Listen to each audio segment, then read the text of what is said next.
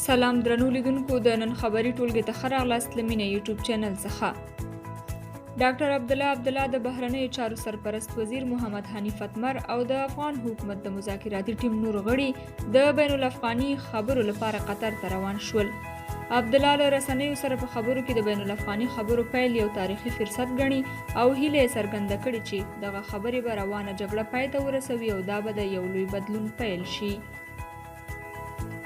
ارګ کې مسؤلین وایي چې د افغانستان حکومت پرون د یو استرالیایي میلیاردر شرکت له مشر اندي ریوفارټر سره د برېښنا د تولید په ګډون څو نور تړونونه لاسلیک کړل چې افغانستان کې به د 100,000 میګاواټو په ظرفیت د برېښنا بندونه جوړیږي. ملي امنیت شورا د کابل ښار د امنیتي وضعیت د ارزونې او د راتلونکو اقداماتو په هدف غونډه وکړه. په دې غونډه کې د کابل د امنیتي وضعیت د بهبود لپاره پلانونه ارزیابي او پر راتلونکو اقداماتو بحث وشو.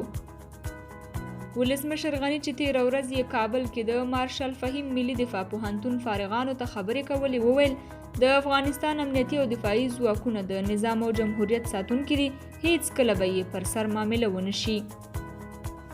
د ملي امنیت شورا د ملکی تلفاتو څانګې مشر انتظار خادم وایي د طالبانو ټول بندیان د لیست پر اساس خوشي شوي او هیڅ بندي هم په زندان کې نه دی پاتې.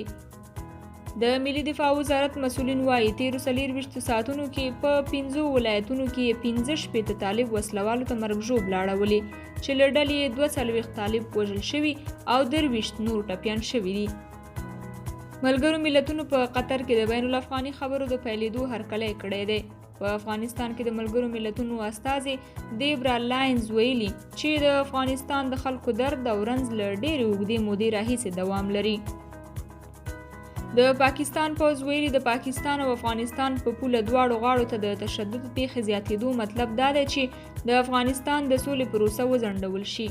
د پاکستان پوځ ویلي هغه څوک چې د افغانستان د سولې عمل خرابوي دوی پاکستان او افغانستان به ورته په ګډه ماتې ورکوي.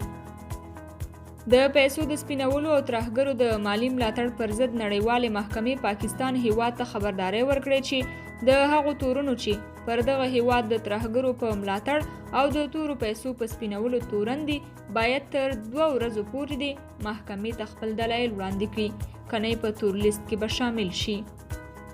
ناټو په قطر کې د بین الافغاني خبرو له پیلېدو هرکلی کړی دی. د ناټو عمومي منشي ینس ټولنډبرګ وایي ټولې خواوې باید له دغه تاریخي فرصته ګټه واخلي. نوموړی زیاتوي چې ناټو د افغانستان اوږدمهاله امنیت ته ژمنه ده. د امریکا د بهرنیو چارو وزیر مایک پمپیو د افغان سولې خبرو په پیل کې ګډون کوي. ډونالډ ټرمپ وایي چې د سولې خبرو کې ښه پرمختګ شوی او د بهرنیو چارو وزیر به قطر کې د بین الافغاني خبرو په پیل کې ګډون وکړي.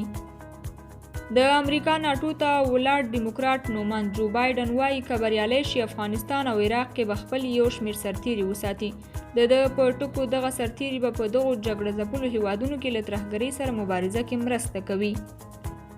ګرانو لیدونکو دا د دې مهال مهم خبرونه. تر بیا نورو خبرونو په خدای سپارم. د الله په امان.